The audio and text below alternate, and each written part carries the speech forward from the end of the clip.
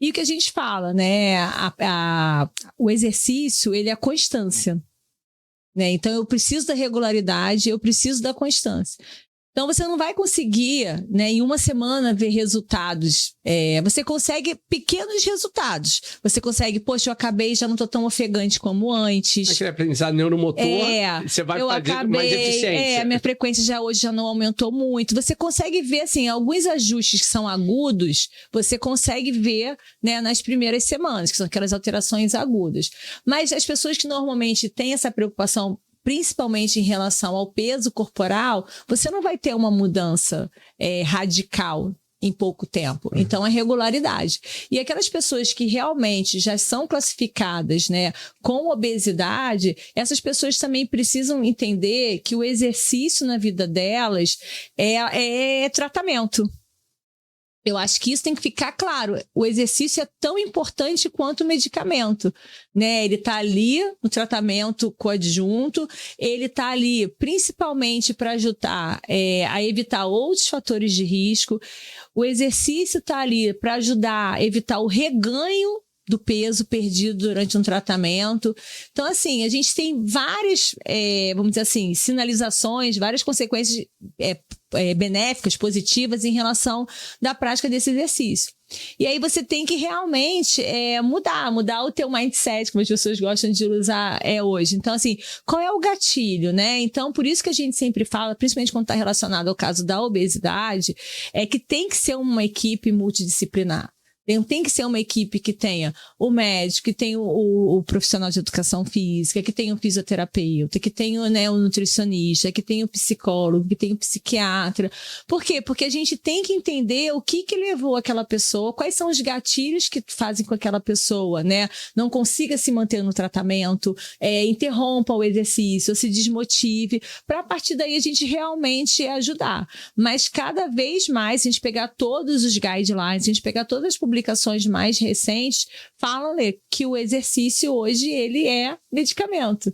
Medicamento como qualquer outro que você vai lá e fosse prescrito lá pelo médico. Então, isso também é importante para as pessoas entenderem e saberem o que pode fazer. E entender também, quando a gente fala, né, da obesidade, que acabou também aquele pensamento, eu vou lá no médico, vou tomar um remédio, vou emagrecer e vou chegar no peso que eu quero, e aí abandona o tratamento. Não, é contínuo, né? A obesidade, ela é realmente uma doença crônica. Então, assim como a hipertensão, que você tem que tomar remédio lá pro resto da sua vida, assim como a diabetes, tem que tomar remédio pro resto da vida, a mesma coisa a obesidade. Você vai continuar em tratamento o resto da sua vida, para você se manter sob controle. Então, esse esclarecimento, até da sociedade entender, também ter empatia por essa pessoa, também de não classificar, ela chegou num peso desse porque ela é preguiçosa, porque ela não gosta de fazer. Relaxada. Não, né? Relaxada. Então, a gente tem essa questão também do estigma da obesidade. É importante que as pessoas, né, tenham consciência, né, que é uma doença.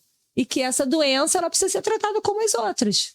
Você falou aí, são 3 coisas que eu vou colocar. Tá?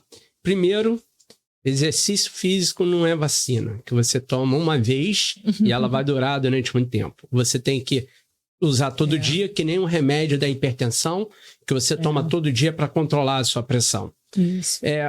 Outra coisa gordinho saudável. Cara, me desculpa.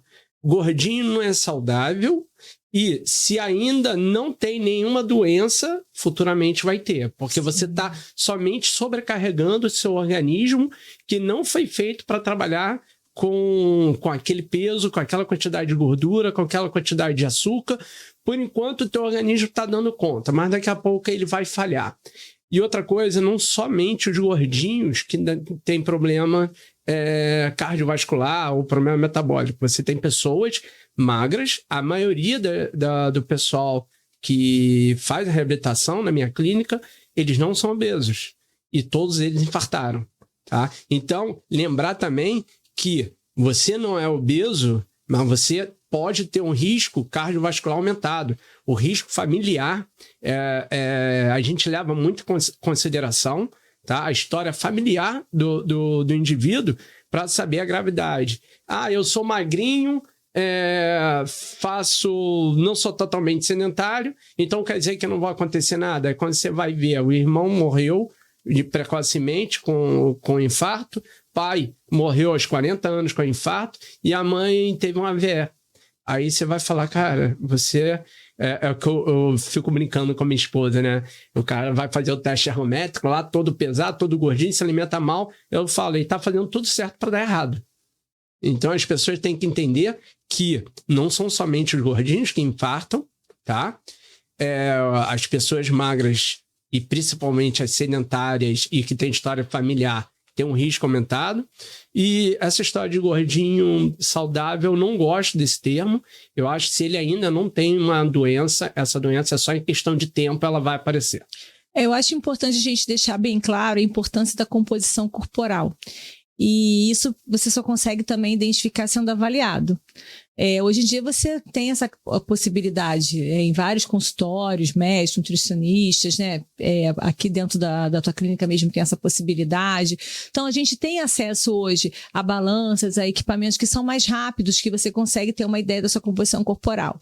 Então, independente se está num quadro de sobrepeso ou já num quadro de obesidade, é entender que essa pessoa, mesmo dentro de um peso considerado normal, né? Dentro dessas estratificações que a gente tem de índice de massa corporal, e de circunferência de cintura, como é que está essa composição? Porque é o que a gente chama às vezes do falso magro.